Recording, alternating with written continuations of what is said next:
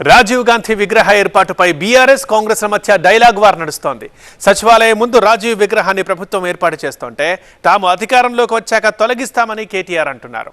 ఇద్దరి మధ్య dialogue war ఇప్పుడు చూద్దాం.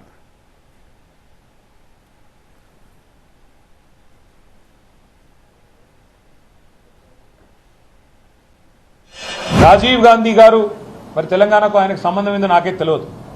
రాహుల్ గాంధీ దగ్గర మార్కులు కొట్టేయాలంటే మీ గాంధీ భవన్లో పెట్టుకో, లేదా జూబ్లీహిల్స్లో నీ ఇంట్లో పెట్టుకో, ఎవరు వద్దంటలేదు.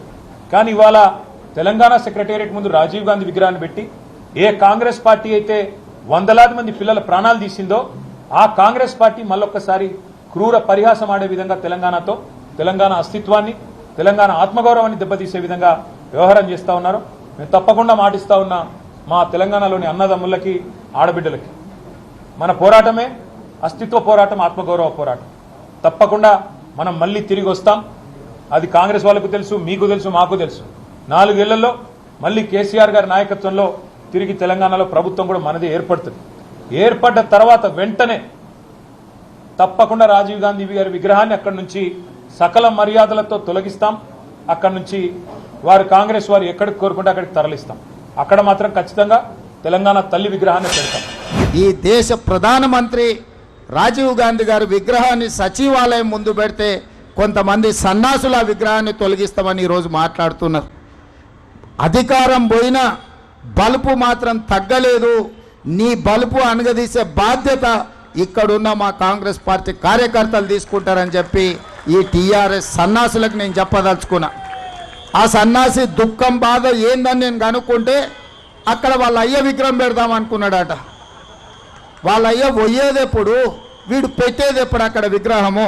అమరవీరుల స్తూపం పక్కన ఈ దేశం కోసం అమరుడైన శ్రీ రాజీవ్ గాంధీ గారి విగ్రహం పెట్టడం సముచితం.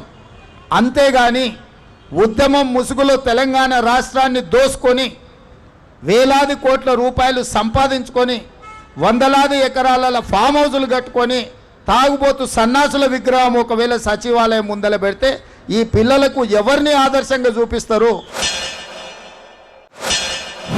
మీరు తెలంగాణ తల్లిని అవమానించిన తర్వాత, తెలంగాణ అస్తిత్వానికి ప్రతీక అయిన మనందరి తల్లి లాంటి తెలంగాణ తల్లిని మీరు అగౌరవపరిచిన తర్వాత తప్పకుండా ఈ మాట బాధతోనే చెప్తా ఉన్నాం. ఇవాళ కాంగ్రెస్ చేసిన ఈ దుందుడుకు, దుర్మార్గ, కుసంస్కార పనికి నిరసనగా తప్పకుండా రేపటి రోజున అంతర్జాతీయ విమానాశ్రయం పేరు కూడా మారుస్తాం. ఒక తెలంగాణ ప్రముఖుడి పేరే పెడతాం. ఆయనకి ఇప్పుడు తెలంగాణ తల్లి గుర్తొచ్చింది. ఇన్ని రోజులు గాడిదలను కాసినవా? 10 సంవత్సరాలు తెలంగాణ తల్లి విగ్రహం పెట్టాలని సన్నాసి తెలంగాణ గురించి మాట్లాడే నైతిక హక్కు నీకెక్కడదని నేను అడగదలుచుకున్నా.